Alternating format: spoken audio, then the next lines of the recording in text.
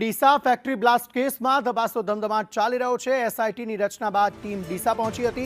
Circuit house ખાતે અધિકારીઓ સાથે આ ટીમે બેઠક કરી છે। સમગ્ર કેસની ઝીણવટભરી તપાસ કરવામાં આવશે। ફટાકડા ફેક્ટરીમાં 21 લોકોના મોત થયા હતા।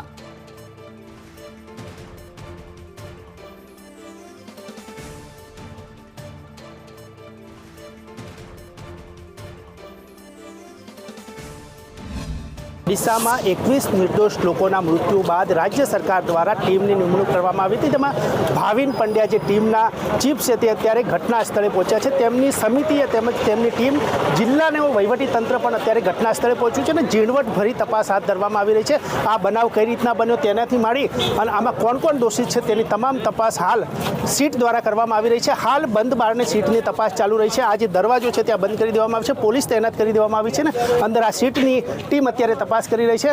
તમામ બાબતોની આ ટીમ દ્વારા તપાસ કરવામાં આવશે અને ત્યારબાદ કોણ કોણ દોષિત છે તેની સામે કાર્યવાહી કરવામાં આવશે। હાલ આ ટીમ ઘટના સ્થળે પહોંચી છે। જે ડુવા પાસેની જે ફેક્ટરી હતી ત્યાં હાલ આ ટીમ ઘટના સ્થળે પહોંચી ચૂકી છે। ભરત સુંદેસા, સંદેશ ન્યૂઝ, ડીસા।